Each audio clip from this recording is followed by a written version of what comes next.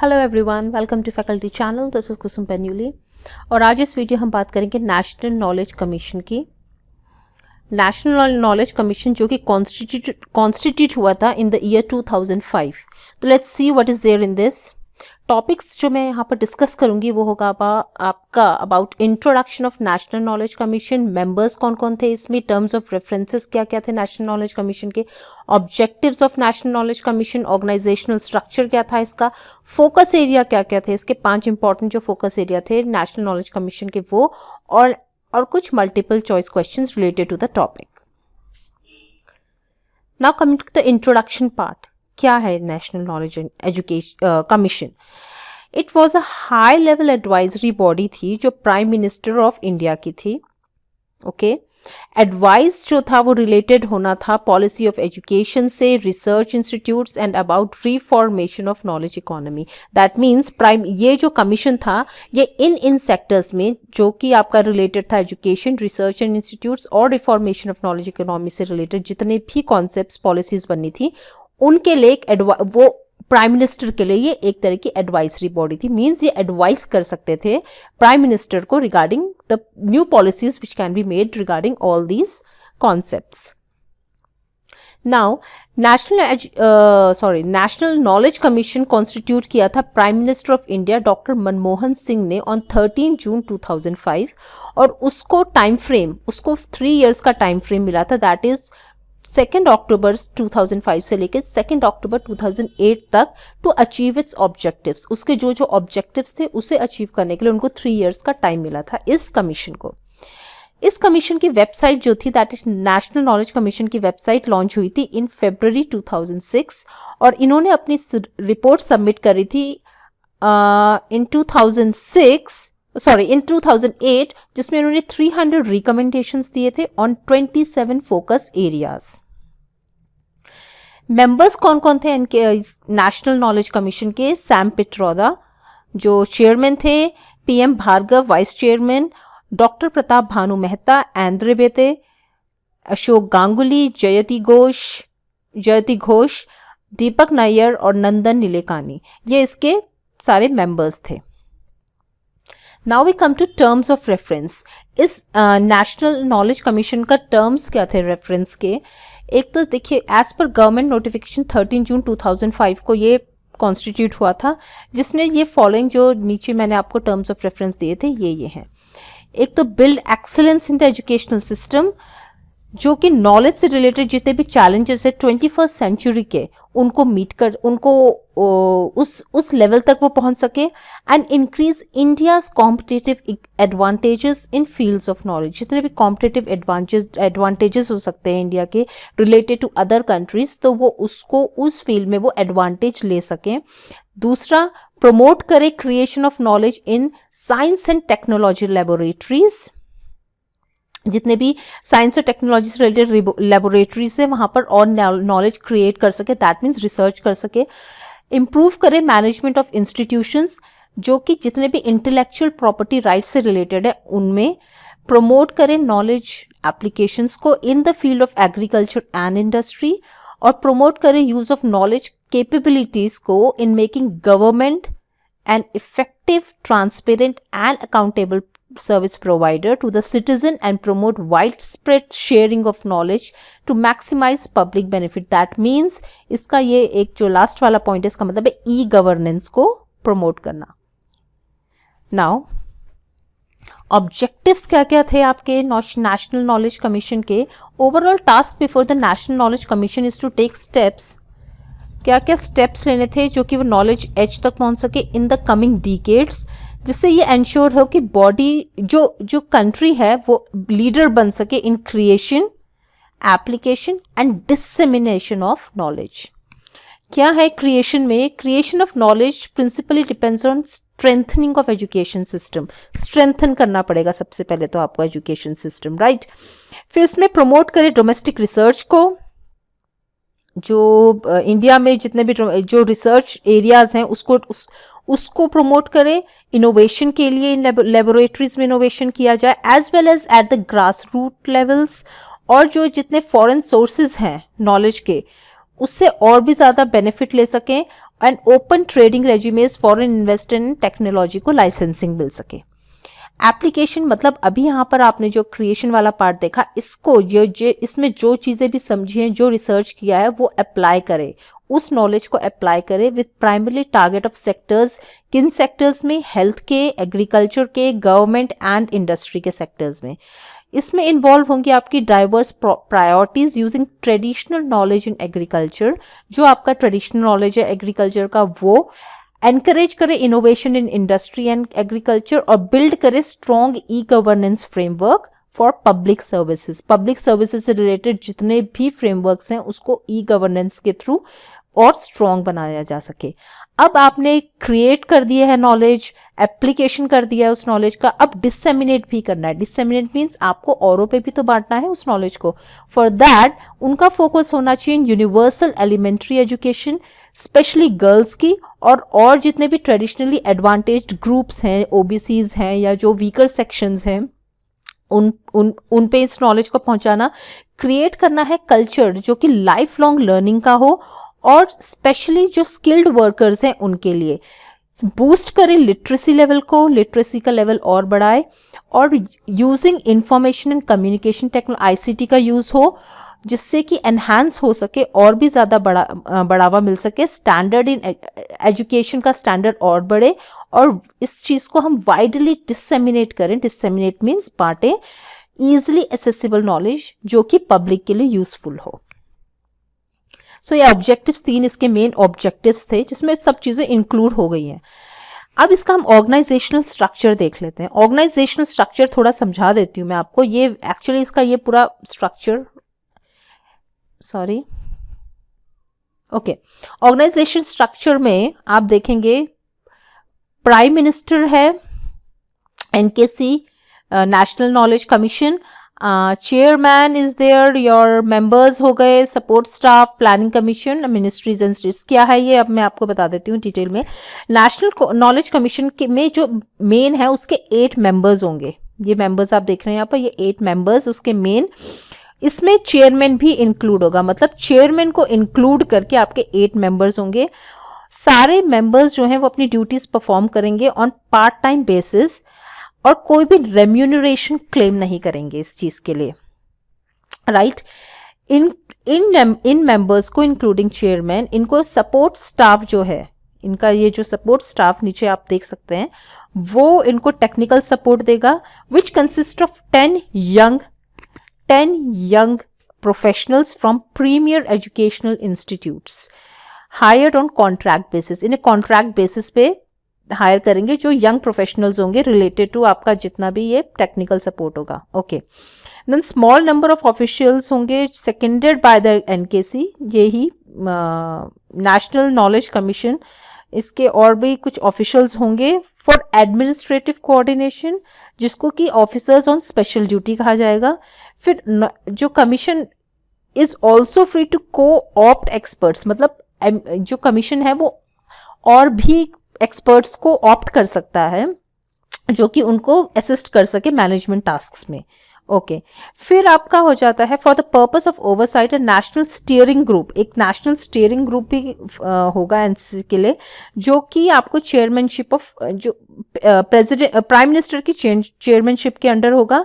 और ये जो ग्रुप होगा इसमें इंक्लूड होंगे आपके ministers of human resource development, ये जो आप मिनिस्ट्रीज देख रहे हैं, human resource development, agriculture, commerce and industry से related, communication and information technology. Deputy chairman of the planning commission हो जाएगा, यहाँ आपका प्लानिंग कमीशन की बात आ जाती है।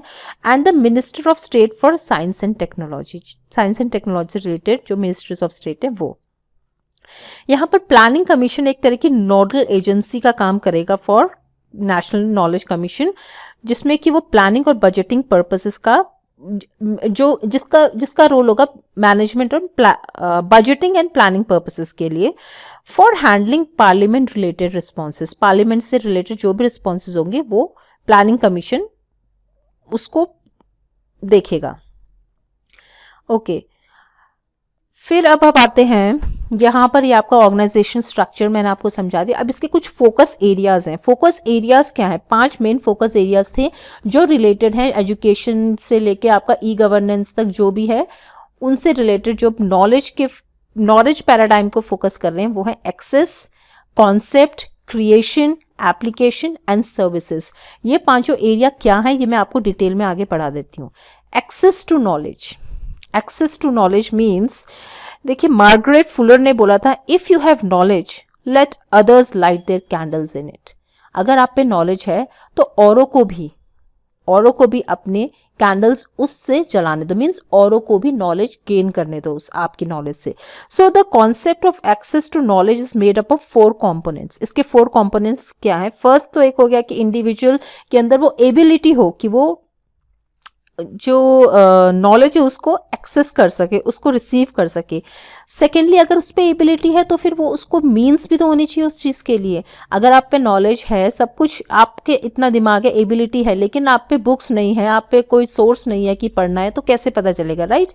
फिर एक्यूरेट नॉलेज जो है वो स्टेट के थ्रू आनी चाहिए। लास्टली मोस्ट इंपॉर्टेंट क्या हो जाएगा? Access is about increasing the reach and opportunities of individuals और ग्रुप्स, राइट? अब इसमें आपका आ जाता है, देखिए ये मेन पॉइंट्स है इसके। इसमें हो गया आपका लिटरेसी, मतलब एडल्ट लिटरेसी इंक्रीज हो। फिर आपका हो गया इसमें लैंग्वेज से रिलेटेड हो गया आपका, ओके। देन आपका आ गया इसमें ट्रांसलेशन होना चाहिए, लाइब्रेरीज इंक्लूड होनी चाहिए, नेटवर्क होना चाहिए। नेटवर्क मीन्स जहाँ से कि लोग अपना जो पब्लिक है वो उसको भी नॉलेज एक्सेस करने में हेल्पफुल हो। And then it is your portals, web based portals establish होने चाहिए। ये पब्लिक इन्फॉर्मेशन से रिलेटेड हो गया आपका, ये जो नीचे के 3 है, राइट? पब्लिक को भी तो इन्फॉर्म होना चाहिए, सब चीजें क्या क्या है। इसके बाद हम आते हैं आपके नॉलेज कॉन्सेप्ट में। नॉलेज कॉन्सेप्ट में क्या है आपका? देखिए इसमें आपका डिफरेंट एरियाज क्या हैं जो इन्होंने इंक्लूड करे हैं। School education, school education, vocational education मिले, हायर एजुकेशन मिले, medical related education, legal education, management related education, engineering की एजुकेशन और ओपन एंड डिस्टेंस एजुकेशन। ये सारे एरियाज जो हैं वो नॉलेज कॉन्सेप्ट बेस्ड होने चाहिए, इनका कॉन्सेप्ट पता होना चाहिए। इसमें आपका सारा गुड इसके लिए हम ये कह सकते हैं कि जिससे कि जो स्टूडेंट्स हैं उनको वो इंडिपेंडेंटली सोच सकें, वो बेटर डिसीजंस बना सकें अपने, and they keep abreast of important issues and trends जो कि लोकल और नेशनल लेवल में है। लेकिन लाइब्रेरी, ये सब ओपन एंड डिस्टेंस एजुकेशन जितने भी हैं इनके थ्रू ये कर सकते हैं। और question existing socio economic arrangements in a manner that leads to innovation, change and development. Question तो कर सके क्या डेवलपमेंट हो रहा है, क्या भी इनोवेशंस हो रहे हैं, उससे रिलेटेड अगर पब्लिक को नॉलेज नहीं होगी तो क्या क्वेश्चन करेंगे आप? ऊपर की अथॉरिटीज कुछ भी कर रही हैं, पब्लिक को इसके बारे में नॉलेज नहीं है, तो we can not question them, right? They will keep doing that on their own. So question भी कर सकते हैं because it is a democratic country. अब हम आते हैं नॉलेज क्रिएशन में, ओके। सी नॉलेज क्रिएशन में इन्होंने बोला है प्रमोट करे एक तो रिसर्च को, right? Promote research in institution of higher education in order to bring them at par with national research institutes and laboratories। जितने भी national research laboratories हैं, institute हैं, तो वहाँ पर research को promote करें। फिर उसके थ्रू जितने भी researches हो रहे हैं उन्हें लिंक भी करे उनको और बाकी industries और institutions से। Then it is that augment the research and development infrastructure, research और development infrastructure को augment करे, राइट? इससे बेनिफिट ले सकें बाकी लोग भी, पब्लिक इंस्टीट्यूशंस जितने भी हैं। फिर आपका आगे प्रमोट करें इनोवेशन को। कैसे होगा? Through national innovation foundation by encouraging entrepreneurship at the local and national level. फिर लास्ट इसमें आता है आपका strengthen the IPR regime. IPR आपका हो गया इंटेलेक्चुअल प्रॉपर्टी राइट्स। जो पेटेंट होता है ना, जैसे किसी ने कोई इनोवेशन कर दिया है तो फिर वो उसका पेटेंट करवा सकते हैं अपनी उस टेक्नोलॉजी को। अगर मैंने जैसे साइंटिस्ट्स होते हैं उनके पेटेंट्स हो जाते हैं, वो कोई इनोवेशन करते हैं, कुछ डिस्कवरी करते हैं, कुछ न्यू, तो वो पेटेंट राइट हो जाता है। तो ये स्ट्रेंथन करे उस चीज़ को और, राइट? अब हम आते हैं इसके एप्लीकेशन पार्ट में, नॉलेज एप्लीकेशन। तो ये है आपका कि national knowledge Commission has identified some areas where knowledge application will produce significant benefits।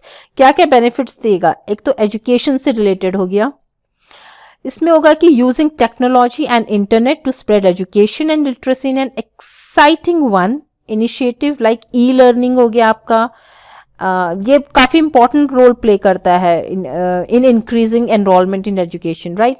Then आपका आगे एग्रीकल्चर से relative decline in agricultural productivity since independence can be reversed. इसको हम रिवर्स कर सकते हैं। कैसे रिवर्स करेंगे? By promoting agricultural research, that is कि जो भी फार्मर्स की नीड है उनको इन्फॉर्मेशन देना about new technologies and techniques, prices के बारे में, डिस्ट्रीब्यूशन चैनल्स कौन कौन से हैं, वेदर की रिपोर्ट देना उनको, water, power, life stock management, ये सब उनको, इन सबको ग्रेटली एनहांस करना, और जो जिससे कि फार्मर्स की इनकम बढ़े and it becomes a more prosperity based structure rather than कि गरीबी आए, बट वो और भी ज़्यादा प्रॉस्पेरिटी आए फार्मर्स में। Then is your rural and SMEs means your small and medium enterprises.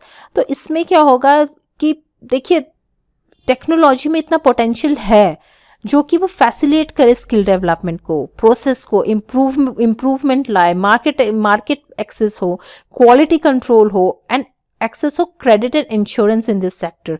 तो इनसे रिलेटेड जो जितने भी रूरल और स्मॉल मीडियम एंटरप्राइजेस हैं ये सब उनको मिले। Then is your traditional knowledge पता होनी चाहिए, that the rapid advantage of technology and levels of information sharing are increasingly prone to crowding out traditional knowledge.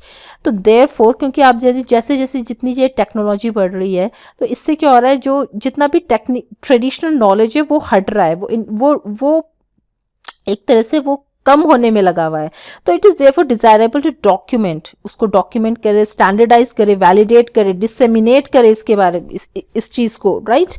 और यूटिलाइज करे ट्रेडिशनल नॉलेज जितना भी है पूरे कंट्री में, उस चीज़ को यूटिलाइज कर सके और लोगों को बता सकें कि ऐसे ऐसे भी ये चीज़ें हो सकती है, specially agriculture, health and arts and culture की फील्ड में, right. Then we come to the knowledge services. अब इसमें आपका क्या हो जाता है, जैसे in use of knowledge services जिसको हम ई गवर्नेंस भी कहते हैं, e governance known as e governance has the potential to simplify many different points at which citizens interact with the state। आप किसके थ्रू, किस चीज के थ्रू इंटरेक्ट कर रहे हैं? ई गवर्नेंस के थ्रू। इससे क्या होगा, द बेनिफिट्स मिलेंगे आपको ई गवर्नेंस के, जिसमें क्या चीज़ें इंक्लूड होंगी, reducing the cost and improving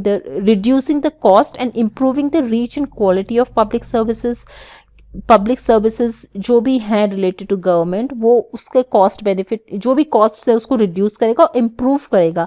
public कैसे गवर्नमेंट तक पहुंच पाएगी, अपनी बातें कैसे पहुंचाए, तो वो किसके थ्रू होगा, इंटरनेट के थ्रू। तो ई गवर्नेंस वो रोल प्ले कर रहा है।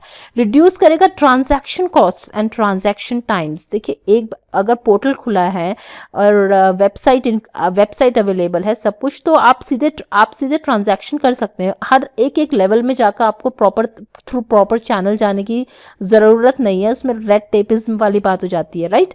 फिर हो गया आपका एम्पावर करना सिटीजन्स को और ट्रांसपेरेंसी इंक्रीज करना। जितना अगर आप ई गवर्नेंस के थ्रू आपको और भी चीज़ें पता हो सकती हैं, आप और भी चीज़ें पता लगा सकते हैं कि गवर्नमेंट में और क्या क्या पॉलिसीज़ हैं, क्या क्या चीज़ें हो रही हैं, तो ये सब आप किससे, ई गवर्नेंस के थ्रू कर सकते हैं। फिर री engineering of processes that results in greater efficiency and productivity.